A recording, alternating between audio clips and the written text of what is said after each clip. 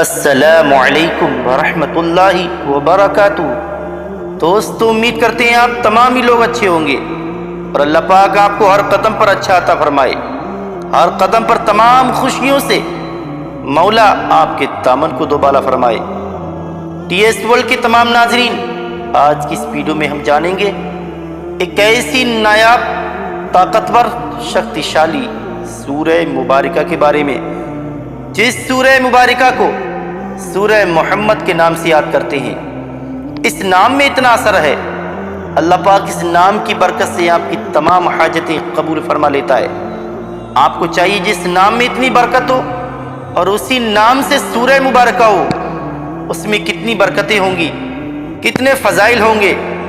अगर आपका बड़े से बड़ा कोई भी काम रुका हुआ हो, आप सूरह मोहम्मद को रोज़ाना नियत कर लें, 3 या 7 मरतबा सुनने या पढ़ने की आदत बना लें। आप अल्लाह की बारगाह में दुआ करें गिड़गिड़ा कर, इंशाअल्लाह। चाहे परेशानियों में जादू टोने की परेशानी हो, कारोबारी परेशानी हो, बे औलादी परेशानी हो, रिस्क की तंगी हो, दौलत से परेशान हैं, बीमारियों से परेशान हैं, बुरी आफतों से परेशान हैं, या दुश्मन आपके पीछे पड़े हैं, इस प्रॉब्लम में आप गिरफ्तार हैं, आप तमाम परेशानियों को सामने रखकर ये सूरह मुबारका को सुनने के बाद दुआ कर लीजिए। अल्लाह पाक आपकी तमाम हाजतें अपनी बारगाह में कबूल फरमाएगा। दोस्तों, आपकी दिल की दुनिया बदल जाएगी। मैं उम्मीद करता हूँ वीडियो आपको ज़रूर अच्छी लगी होगी और आप किसी इधर उधर जगह आपको जाने की ज़रूरत नहीं पड़ेगी। आप इस चैनल के ज़रिए रोज़ाना सूरह मुबारका को फजर के बाद या ईशा की नमाज के बाद 7 मरतबा सुनने या पढ़ने की आदत बना लें और उसके बाद दुआ कर लें। फिर आप अपनी किस्मत का सितारा बुलंदी पर देख सकते हैं और अल्लाह पाक के 99 नामों में से आप कोई भी एक नाम कमेंट्स बॉक्स में लिखकर ज़रूर बताएं, चाहे आमीन लिख दीजिए। इंशाअल्लाह हम आपको उसका जवाब देंगे। अगर आपको कोई बात कहना सुनना हो, कोई सवाल हो आपका, कंफ्यूज ना रहिएगा, कमेंट्स बॉक्स में लिखकर हमें ज़रूर बताइएगा। और वीडियो अच्छी लगे दिल से लाइक कीजिएगा, चैनल को सब्सक्राइब कीजिएगा और इस वीडियो को सदक़े जारिया समझकर तमाम मुसलमानों में ज़रूर फैलाइएगा। सुन लेते हैं सूरह मोहम्मद की तिलावत। औज़ु बिल्लाहि मिनश शैतानिर रजीम, बिस्मिल्लाहिर रहमानिर रहीम। अल्लज़ीना कफ़रू वसद्दू अन सबीलिल्लाहि अज़ल्ल अमालहुम वल्लज़ीना आमनू वअमिलुस्सालिहाति वआमनू बिमा नुज़्ज़िला अला मुहम्मद वहुवल हक़्क़ु मिन रब्बिहिम कफ़्फ़र अन्हुम सय्यिआतिहिम वअस्लह बालहुम ज़ालिक बिअन्नल्लज़ीना कफ़रू इत्तबअुल बातिल वअन्नल्लज़ीना आमनू इत्तबअुल हक़्क़ मिन रब्बिहिम कज़ालिक यज़रिबुल्लाहु लिन्नासि अम्सालहुम फ़इज़ा लक़ीतुमुल्लज़ीना कफ़रू फ़दरबर रिक़ाब حتى إذا أثخنتموهم فشدوا الوثاق فإما منا بعد وإما فداء حتى تدع الحرب أوزارها ذلك ولو يشاء الله لانتصر منهم ولكن ليبلو بعضكم ببعض والذين قتلوا في سبيل الله فلن يضل أعمالهم سيهديهم ويصلح بالهم ويدخلهم الجنة عرفها لهم يا أيها الذين آمنوا إن تنصروا الله ينصركم ويثبت أقدامكم والذين كفروا فتعسا لهم وأضل أعمالهم ذلك بأنهم كرهوا ما أنزل الله فحبط أعمالهم أفلم يسيروا في الأرض فينظروا كيف كان عاقبة الذين من قبلهم دمر الله عليهم وللكافرين أمثالها ذلك بأن الله مولى الذين آمنوا وأن الكافرين لا مولى لهم إن الله يدخل الذين آمنوا وعملوا الصالحات جنات تجري من تحتها الأنهار والذين كفروا يتمتعون ويأكلون كما تأكل الأنعام والنار مثوى لهم وكأين من قرية هي أشد قوة من قريتك التي أخرجتك أهلكناهم فلا ناصر لهم أفمن كان على بينة من ربه كمن زين له سوء عمله واتبعوا آباءهم مثل الجنة التي وعد المتقون فيها أنهار من ماء غير آسن وأنهار من لبن لم يتغير طعمه وأنهار من خمر لذة للشاربين وأنهار من عسل مصفى ولهم فيها من كل الثمرات ومغفرة من ربهم كمن هو خالد في النار وسقوا ماء حميما فقطع أمعاءهم ومنهم من يستمع إليك حتى إذا خرجوا من عندك قالوا للذين أوتوا العلم ماذا قال آنفا أولئك الذين طبع الله على قلوبهم واتبعوا آباءهم والذين اهتدوا زادهم هدى وآتاهم تقواهم فهل ينظرون إلا الساعة أن تأتيهم بغتة فقد جاء أشراطها فأن لهم إذا جاءتهم ذكراهم فاعلم أنه لا إله إلا الله واستغفر ذنبك وللمؤمنين والمؤمنات والله يعلم متقلبكم ومثواكم ويقول الذين آمنوا لولا نزلت سورة فإذا أنزلت سورة محكمة وذكر فيها القتال رأيت الذين في قلوبهم مرض ينظرون إليك نظر المغشي عليه من الموت فأولى لهم تعاطوا قول معروف فإذا عزم الأمر فلو صدقوا الله لكان خيرا لهم فهل عسيتم إن توليتم تفسدوا في الأرض وتقطعوا أرحامكم أولئك الذين لعنهم الله فأسمهم وعمى أبصارهم أفلا يتدبرون القرآن أم على قلوب أقفالها إن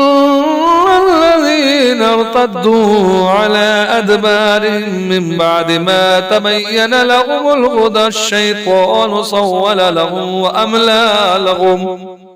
ذلك بأنهم قالوا للذين كرهوا ما نزل الله سنطيعكم في بعد الأمر والله يعلم إسرارهم فكيف إذا توفتهم الملائكة يضربون وجوههم وأدبارهم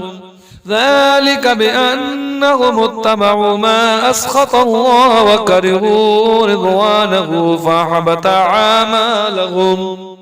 أم حسب الذين في قلوبهم مرض أن لن يخرج الله أضغانهم ولو نشاء لأريناكهم فلعرفتهم بسيماهم ولتعرفنهم في لحن القول والله يعلم أعمالكم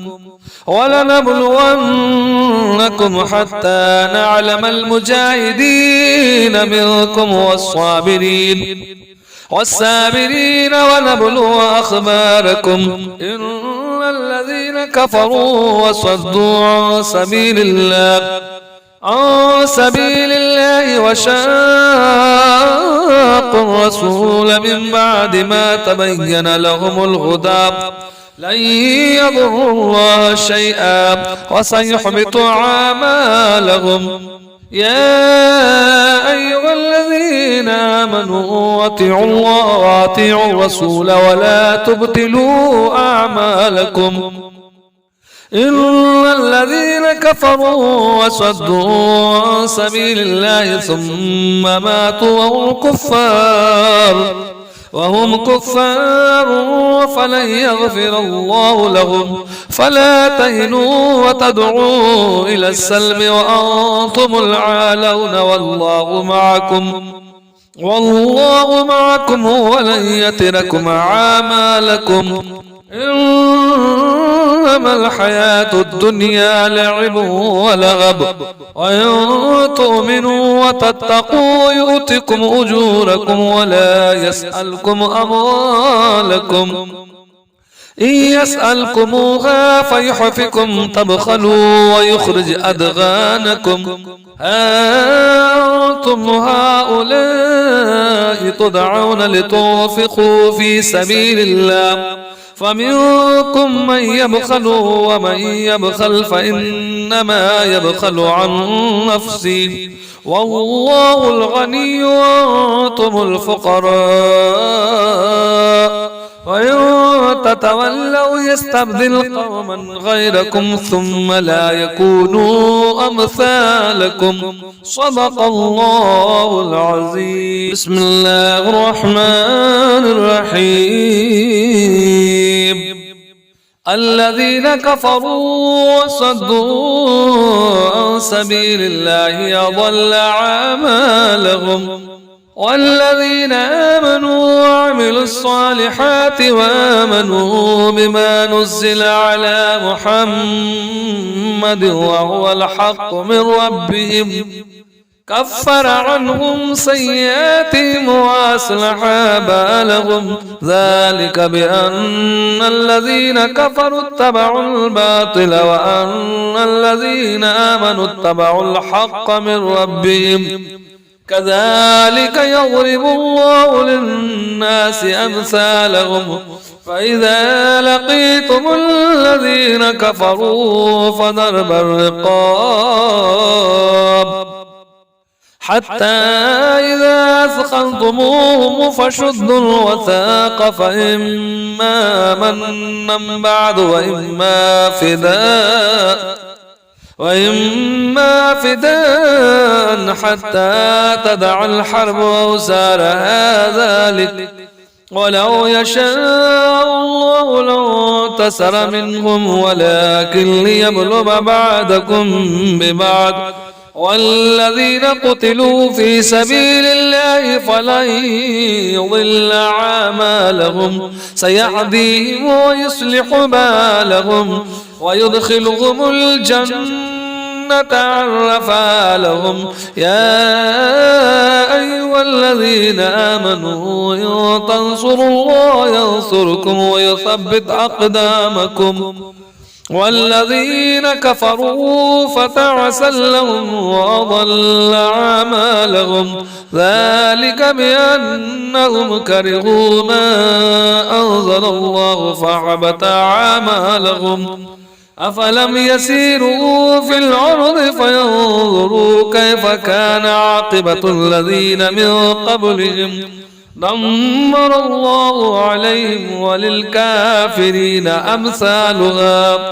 ذلك بأن الله مولى الذين آمنوا وأن الكافرين لا مولى لهم إن الله يدخل الذين آمنوا وعملوا الصالحات جنات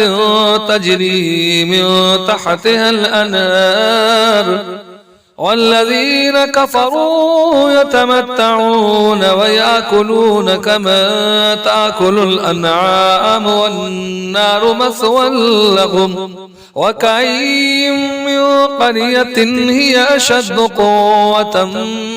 من قريتك التي أخرجتك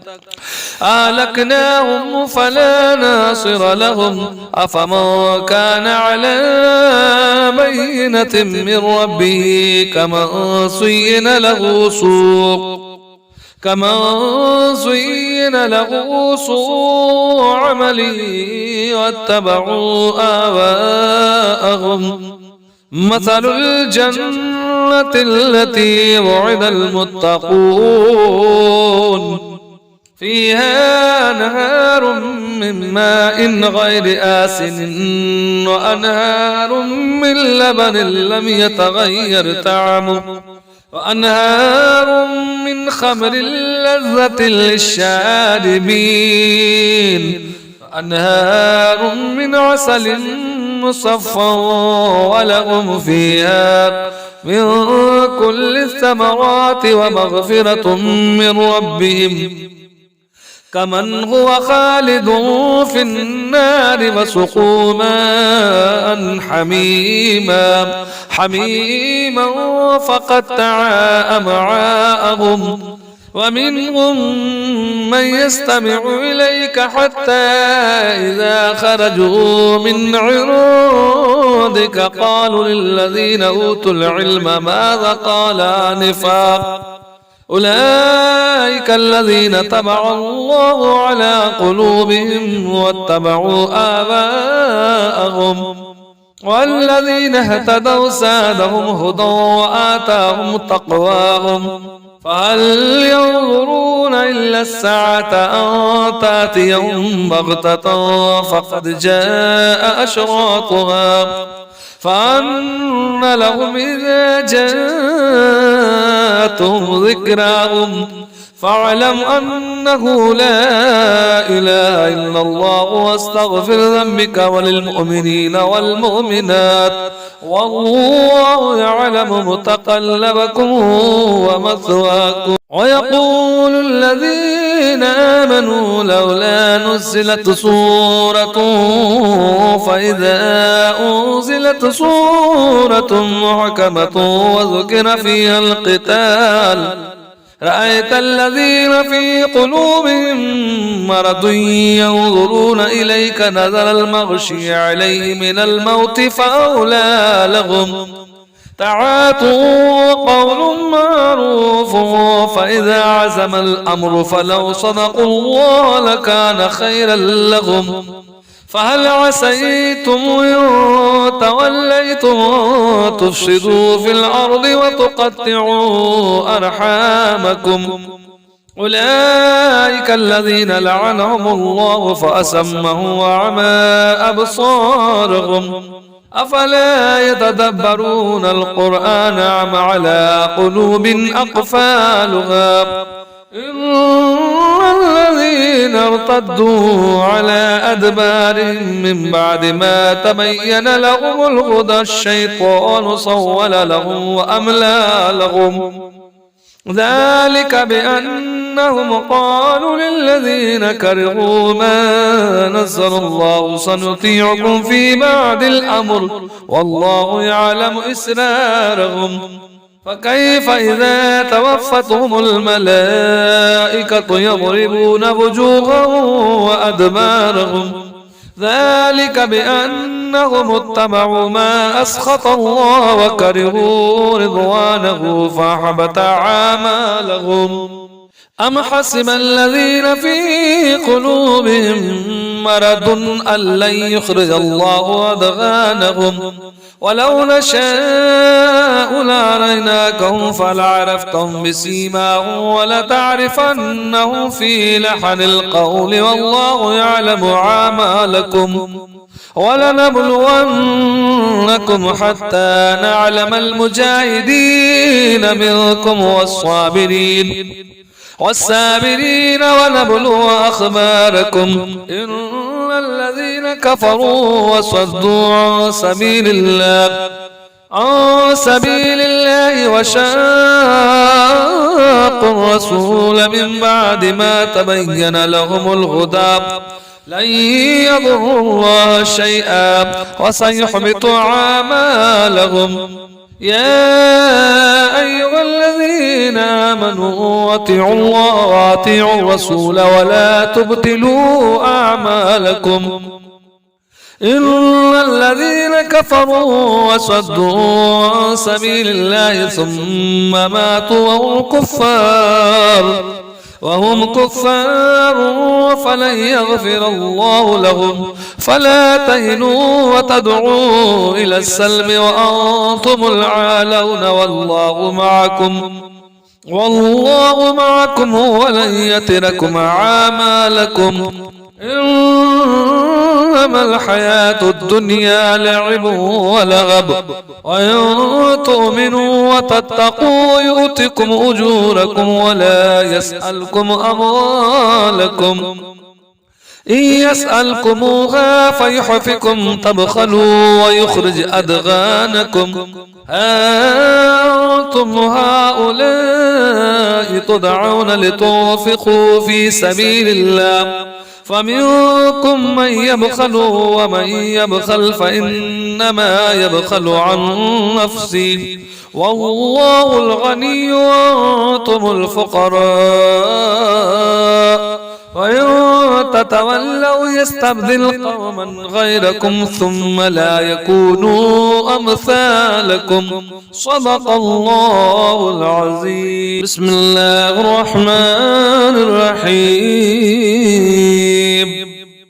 الذين كفروا وصدوا عن سبيل الله أضل أعمالهم. والذين آمنوا وعملوا الصالحات وآمنوا بما نزل على محمد وهو الحق من ربهم كفر عنهم سيئاتهم وأصلح بالهم. ذلك بأن الذين كفروا اتبعوا الباطل وأن الذين آمنوا اتبعوا الحق من ربهم. كذلك يضرب الله للناس أمثالهم. فإذا لقيتم الذين كفروا فضرب الرقاب حتى إذا أثخنتموهم فشدوا الوثاق فإما منا بعد وإما فداء حتى تدع الحرب أوزارها ذلك. ولو يشاء الله لانتصر منهم ولكن ليبلغ بعضكم ببعض. والذين قتلوا في سبيل الله فلن يضل أعمالهم سيهديهم ويصلح بالهم ويدخلهم الجنة عرفها لهم. يا أيها الذين آمنوا إن تنصروا الله ينصركم ويثبت أقدامكم. والذين كفروا فتعسا لهم وأضل أعمالهم. ذلك بأنهم كرهوا ما أنزل الله فحبط أعمالهم. أفلم يسيروا في الأرض فينظروا كيف كان عاقبة الذين من قبلهم دمر الله عليهم وللكافرين أمثالها. ذلك بأن الله مولى الذين آمنوا وأن الكافرين لا مولى لهم. إن الله يدخل الذين آمنوا وعملوا الصالحات جنات تجري من تحتها الأنهار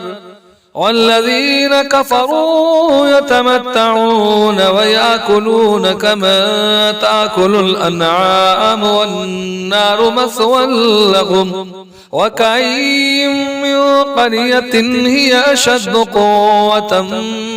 من قريتك التي أخرجتك أهلكناهم فلا ناصر لهم أفمن كان على بينة من ربه كمن زين له سوء عمله واتبعوا آباءهم مثل الجنة التي وعد المتقون فيها نهار من ماء غير آسن وأنهار من لبن لم يتغير طعمه وأنهار من خمر لذة للشاربين وأنهار من عسل مصفى ولهم فيها من كل الثمرات ومغفرة من ربهم كمن هو خالد في النار وسقوا ماء حميما فقطع أمعاءهم ومنهم من يستمع إليك حتى إذا خرجوا من عندك قالوا للذين أوتوا العلم ماذا قال آنفا أولئك الذين طبع الله على قلوبهم واتبعوا آباءهم والذين اهتدوا زادهم هدى وآتاهم تقواهم فهل ينظرون إلا الساعة أن تأتيهم بغتة فقد جاء أشراطها فأن لهم إذا جاءتهم ذكراهم فاعلم أنه لا إله إلا الله واستغفر ذنبك وللمؤمنين والمؤمنات والله يعلم متقلبكم ومثواكم ويقول الذين آمنوا لولا نزلت سورة فإذا أنزلت سورة محكمة وذكر فيها القتال رأيت الذين في قلوبهم مرض ينظرون إليك نظر المغشي عليه من الموت فأولى لهم تعاطوا قول معروف فإذا عزم الأمر فلو صدقوا الله لكان خيرا لهم فهل عسيتم إن توليتم تفسدوا في الأرض وتقطعوا أرحامكم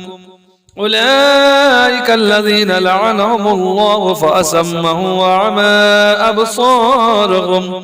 أفلا يتدبرون القرآن أم على قلوب أقفالها إن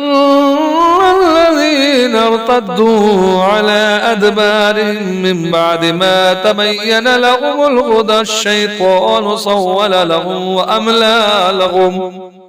ذلك بأنهم قالوا للذين كرهوا ما نزل الله سنطيعكم في بعد الأمر والله يعلم إسرارهم فكيف إذا توفتهم الملائكة يضربون وجوههم وأدبارهم ذلك بأنهم اتبعوا ما أسخط الله وكرهوا رضوانه فأحبط أعمالهم أم حسب الذين في قلوبهم مرض أن لن يخرج الله أضغانهم ولو نشاء لأريناكهم فلعرفتهم بسيماهم ولتعرفنهم في لحن القول والله يعلم أعمالكم ولنبلونكم حتى نعلم المجاهدين منكم والصابرين ونبلو أخباركم إن الذين كفروا وصدوا عن سبيل الله عن سبيل الله وشاقوا الرسول من بعد ما تبين لهم الهدى لن يضروا الله شيئا وسيحبط أعمالهم. يا أيها الذين آمنوا أطيعوا الله وأطيعوا الرسول ولا تبطلوا أعمالكم. إن الذين كفروا وصدوا عن سبيل الله ثم ماتوا وهم كفار فلن يغفر الله لهم. فلا تهنوا وتدعوا إلى السلم وأنتم العالون والله معكم ولن يتركم أعمالكم.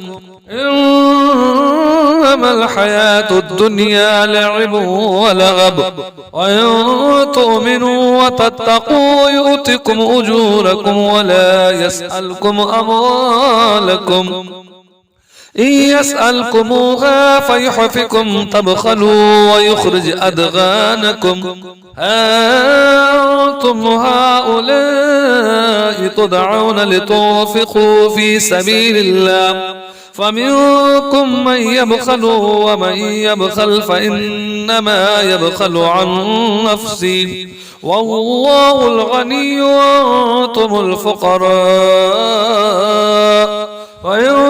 تتولوا يستبدل قوما غيركم ثم لا يكونوا أمثالكم. صدق الله العظيم. بسم الله الرحمن الرحيم. الذين كفروا وصدوا عن سبيل الله أضل أعمالهم. والذين آمنوا وعملوا الصالحات وآمنوا بما نزل على محمد وهو الحق من ربهم كفر عنهم سيئاتهم وأصلح بالهم. ذلك بأن الذين كفروا اتبعوا الباطل وأن الذين آمنوا اتبعوا الحق من ربهم. كذلك يضرب الله للناس أمثالهم. فإذا لقيتم الذين كفروا فضرب الرقاب حتى إذا أثخنتموهم فشدوا الوثاق فإما منا بعد وإما فداء حتى تدع الحرب أوزارها ذلك. ولو يشاء الله لانتصر منهم ولكن ليبلغ بعضكم ببعض. والذين قتلوا في سبيل الله فلن يضل أعمالهم سيهديهم ويصلح بالهم ويدخلهم الجنة عرفها لهم. يا أيها الذين آمنوا إن تنصروا الله ينصركم ويثبت أقدامكم. والذين كفروا فتعسا لهم وأضل أعمالهم. ذلك بأنهم كرهوا ما أنزل الله فأحبط أعمالهم. أفلم يسيروا في الأرض فينظروا كيف كان عاقبة الذين من قبلهم دمر الله عليهم وللكافرين أمثالها.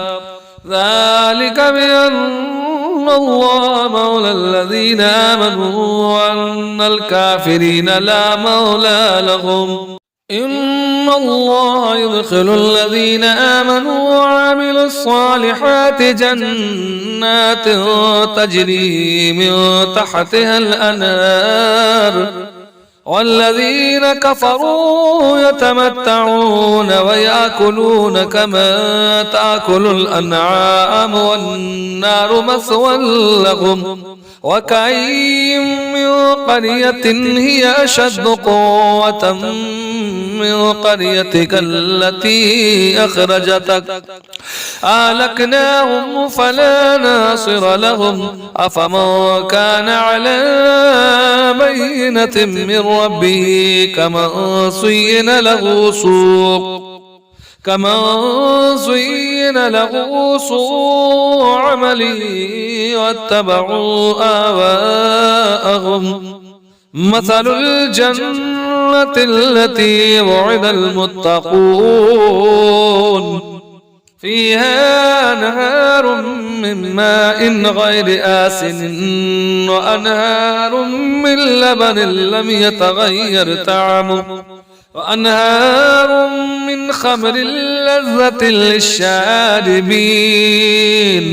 وأنهار من عسل مصفى ولهم فيها من كل الثمرات ومغفرة من ربهم كمن هو خالد في النار وسقوا ماء حميما فقطع أمعاءهم ومنهم من يستمع إليك حتى إذا خرجوا من عندك قالوا للذين أوتوا العلم ماذا قال آنفا أولئك الذين طبع الله على قلوبهم واتبعوا آباءهم والذين اهتدوا زادهم هدى وآتاهم تقواهم فهل ينظرون إلا الساعة أن تأتيهم بغتة فقد جاء أشراطها فأن لهم إذا جاءتهم ذكراهم فاعلم أنه لا إله إلا الله واستغفر ذنبك وللمؤمنين والمؤمنات والله يعلم متقلبكم ومثواكم ويقول الذين آمنوا لولا نزلت سورة فإذا أنزلت سورة محكمة وذكر فيها القتال رأيت الذين في قلوبهم مرض ينظرون إليك نظر المغشي عليه من الموت فأولى لهم تعاطوا قول معروف فإذا عزم الأمر فلو صدقوا الله لكان خيرا لهم فهل عسيتم إن توليتم تفسدوا في الأرض وتقطعوا أرحامكم أولئك الذين لعنهم الله فأسمهم وعمى أبصارهم أفلا يتدبرون القرآن أم على قلوب أقفالها إن الذين ارتدوا على أدبارهم من بعد ما تبين لهم الهدى الشيطان سول لهم وأملى لهم ذلك بأنهم قالوا للذين كرهوا ما نزل الله سنطيعكم في بعد الأمر والله يعلم إسرارهم فكيف إذا توفتهم الملائكة يضربون وجوههم وأدبارهم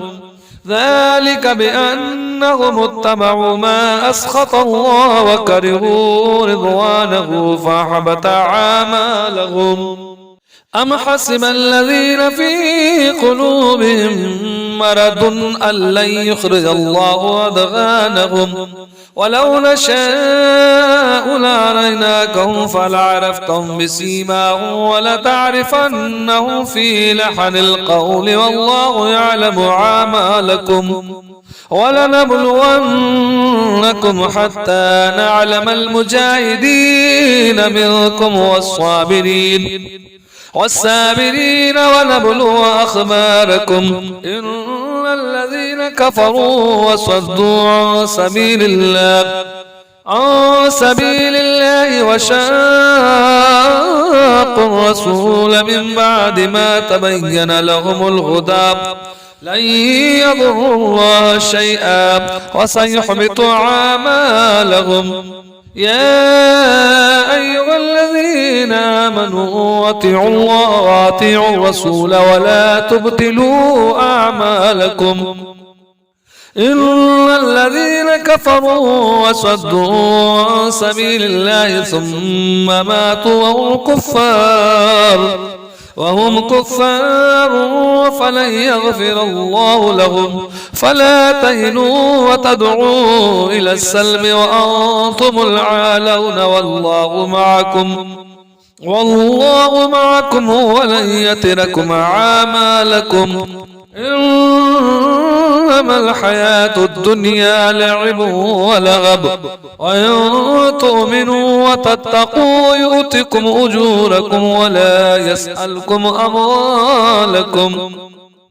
إن يسألكموها فيحفكم تبخلوا ويخرج أدغانكم. أنتم هؤلاء تدعون لتنفقوا في سبيل الله فمنكم من يبخل ومن يبخل فإنما يبخل عن نفسه والله الغني وأنتم الفقراء.